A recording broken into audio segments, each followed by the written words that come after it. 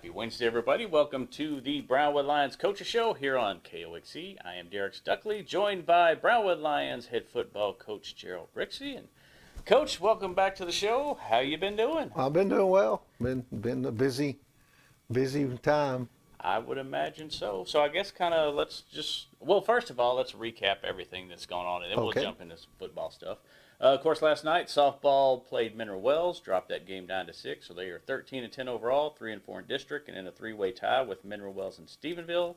Stephenville comes to town at 6:30 p.m. Friday, so the Lady Lions are looking for a district sweep there. Baseball dropped their game to Brock 13-0, so they have actually started all three of their baseball district series at 0-1, but they've split the first two. So they will be trying to do that again when Brock visits at 7 o'clock Friday. Lions are currently 10-13 on the year, 2-3 in district, and in a three-way tie for third place with Graham and Stephenville. Athletic Director Mitch Moore wanted us to remind everybody that Friday night's ball games, if the new parking lot on Magnolia Street is full, to please park in the cafeteria parking lot at the high school on Good Shepherd. Gate will be open on Good Shepherd beginning at 5:30 p.m. to enter on that side of the field. Please do not park on the street on Good Shepherd, is what the school district would prefer. And then area track on Friday will be at Shotwell Stadium in Abilene. The 3,200 meters and the field events begin at 10:30 a.m. The running finals start at 3 p.m. Of course, the Lady Lions won district and have 23 area entrants, and the Lions were third in district, have 12 area entrants. And you were at that district track meet last week. I was. Well, I was on the day. I was the day one at the prelims. So what did you see? What did you like? What stood out to you? Well, I mean, I feel like what you want to do. What you want to see is you want to see your kids compete, and you want to see them give great effort, and that did stand out. I think our kids, they are competitors and they do get after it. So, I think it's a good. We're in a good place there. I'd like us, as maybe next year, and try to build participation in that, where we get some more boys involved in track. The girls are, where I can see our boys be ending up at. So and where you're competing for district track meet for the championships and going beyond that. So the kids that are there, the kids that competed well. So we just something as I believe all programs, you want to maximize participation and as many kids as you can, and that's we'll look to build that as well as time goes. Right, and then of course the top four finishers at district made it to area. The top four at area will go to regional next weekend in Lubbock. In Lubbock. So we'll see how that goes Friday. As far as football goes, I guess what has happened in the last week since we last spoke with you? Well, Steve Fanera is joining our staff as defense coordinator. He's not going to be able to be here full time until at earliest after STAR, because he's teaching a science class, biology class, where he's coming from, and so. But he's going to be taking some days. He was here yesterday, so was able to we set the kids down. We kind of gave him over. He went through our defensively, kind of basic alignments and coverages and what we're looking for in each position and the kids that play those positions. And so the athletes can kind of start to see where in their mind they might fit. And I think it's exciting. I think I'm excited about him. He's very knowledgeable about what we're doing. It's an odd stack. It's a 3 down, and it's not the 3-3. It's not the traditional 3-3 stack that a lot of people think of, where you have 3 inside linebackers, and it's not really that regard. It's an odd front. So you get split linebackers that morphs into a stack with basically you're moving what is an outside linebacker back as a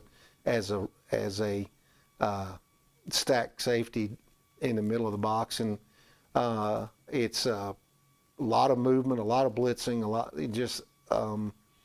and so I'm excited about it. I think it's going to fit our kids well. You got to have athletic kids that can run, and that's the one thing we do have is kids that can get around on the field that are quick and aggressive. So I think it's going to be a good fit for us there.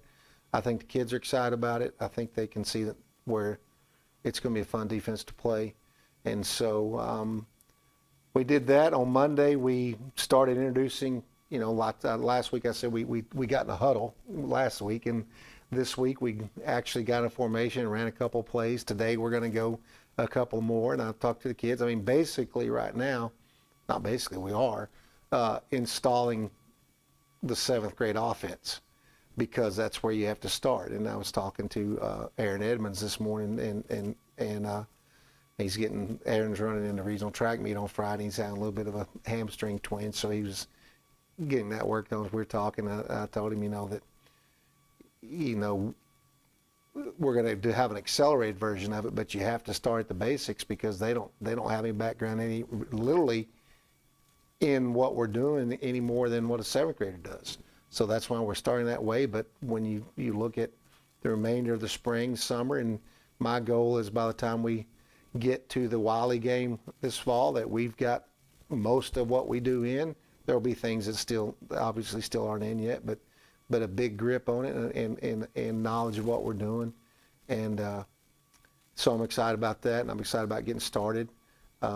We're doing football every day in our period now. We're actually bringing the kids in the morning to get our weights and off-season stuff. So, and that's going well, getting a good turnout there. And so, anyway, that part of it is fun. It's fun to finally get back out, coaching football again. So, so that's kind of where we are with what we're doing. And then, in the process now of getting assistant coaches hired. I've got 3 guys that I've got to hire for. And so as guys have made their decisions about whether they're going to go or stay. And so there's openings, and we know we have. So now it's starting to go through that whole process. So, and in this job, and probably in any industry, honestly, the kind of, I don't want to say the worst part of the jobs, but the things that, are maybe the most frustrating, tough is trying to get people hired and on board. So, but it's a process you got to go through, and we're going to get the best people we can get and get them here and that can help us be successful. Right. And then, of course, going back to Coach Venera, of course, he's former head coach at Howard Payne, been at Brownwood before and as assistant, so coming back to the area. Yeah, everybody, everybody knows him, and they're excited about him being back. He and his wife have a lot of friends here, and they're excited about being back. And so his youngest son played at Brownwood, and for them it's a little bit like coming home. So I think it's going to be a great fit for us and for them as well. Of course, you mentioned he's not here full time. So as far as defensive implementation, I guess, how is that going to work? Well, we're going to do the days he's here. Regardless of how it was scheduled, the days he's here, we're going to do defense, and the days he's not, we're going to do offense. And then when he gets here full time, we'll make up for that lost time. We'll spend more time on defense than we do on offense. And so then when we roll into June and start our summer skills session, we'll be able to, the plan is to be kind of in the same place on both offense and defense, and then build it through the summer as the summer goes. I know y'all have also been working on the schedule for this coming year, and I know there's a change to the first scrimmage of the year this season. We are. We are replacing Liberty Christian with Wichita Falls Legacy. It's a good scrimmage for us. They have 4 teams, so we'll be able to scrimmage 4 different teams against those guys. And the first scrimmage, which will be our freshmen, and then probably a combined freshman-sophomore team, will scrimmage at the same time at 5 o'clock. They'll basically go back to back on the field. If Brownwood's on offense on one end, they'll be on defense on the other end. And Coach Greg Davis is the head coach at Wichita Falls Legacy, and he and I have worked together before. He's a really good guy. So I think it's going to be a good scrimmage for us. And at 6, we'll go with the JV scrimmage for however long they need to. It may not be a super long time till we get, all we want to get. And then at 7, we will go with the varsity scrimmage. That's on Thursday, the 14th. And then the next week we'll scrimmage Alvarado here. And so that's where we will run scrimmages. Yeah, and then of course this is the first time we've been playing Wichita Falls since they realigned all the schools up there, so that'd be interesting to see how they look now. Yeah, I was talking to a guy just earlier this morning that uh, he and I grew up in that area. I grew up went to school in Alma Park, so there was Wichita Falls High, Ryder, and Hershey, and basically the way he explains it is what was Ryder and some of Old High is now Memorial, which is on the southwest side of town. I mean, sorry, southeast side of town, and then what was Hershey, and then a big part of Wichita Falls High is Legacy, which is on the west side of town. So, it's my understanding when it was originally designed, they were just going to have open enrollment and let kids choose where they wanted to go. But I think real fast they figured out that's not going to quite work how they thought it might be.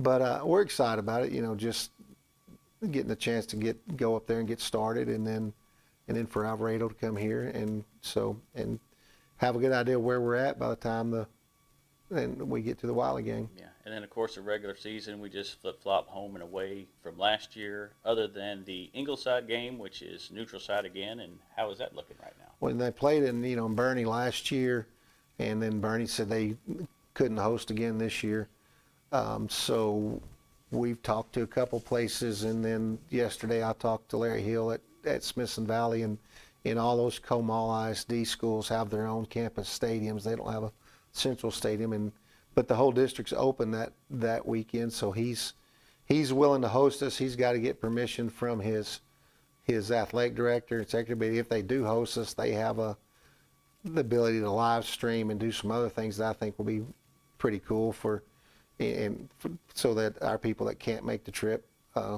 would be able to see the game. But that's all part of things we'll have to work out. He's got to get permission first, obviously. I hope it does. It's 161 miles from Brownwood High School to Smithson's Valley High School, and 169 miles from Ingleside High School. So I figure that's about as close to middle as we can get. But we'll know that probably in the next day or two about whether that's going to be where we go with it or not. I'm hoping it works out. All right. Well, we will check back on that with you then next week. And of course, for those of you watching the video, you can see Coach Brixey has some new gear here, and I believe new gear and new uniforms. Yeah, we are getting new uniforms. Well, the question on getting new uniforms in today's world is always, will you get them on time? So if all goes as planned, when we roll out in the Wiley game, we'll have new uniforms. Talking with we've been Adidas here. Talking with the rep, it was kind of iffy on Adidas uniforms. I've been Nike for years. I asked the kids, basically we were going to go Under Armour and Nike. I asked the kids, what do y'all want? And it was like unanimous. They wanted Nike uniforms. Does not matter to me. But the kids are excited about it. I'm not flashy. That may surprise some of y'all to know that. And so, I've just looked at, what is a traditional Brownwood uniform, and the only thing different really they'll be new and there'll be the check mark on it, but you're going to see Brownwood Lions on the field. There you go. That's the most important thing. Anything else we need to hit today, Coach?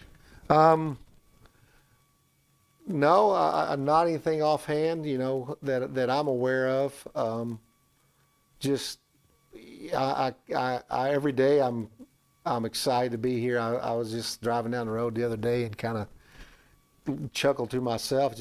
I can't believe I'm here still, And so it's been, working on week 4, and it's still just what this place means to people in football across the state of Texas, and to be able to be here. And I said that in the interview when the day one, and I don't know when that thought fades or if it ever does, but just to be here is such an honor, and we're going to work our tails off to prove that and to hold on to that.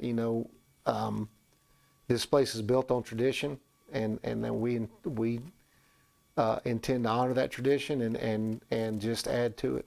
All right. Well, we're definitely looking forward to seeing how y'all do. And we'll go ahead and thank our sponsors and get out of here for today. Thank you to our sponsors, Auto Glass Magic, Bruner Auto Group, Syntex Body and Paint, Syntex Equipment Sales, Citizens National Bank, Dan Hill Containers, Dr. Bon Young, Dr. Pepper Bottling Company, Edward Jones Investments, Heartland Funeral Home, Hendrick Clinic, Landmark Admin, MC Bank, Painter and Johnson Associates, Smith and Sharp Agencies, Sonic Drive-In, Stanley Chrysler, Texas Bank, Weldon Wilson Electric, Western Bank, and Willie's Teas. All right, and that will be a wrap on today's show. We will be back here Monday with Athletic Director Mitch Moore, and we will recap the weekend on the Brownwood Lions Coaches Show on KOXE, KOXE.com, and the KOXE app.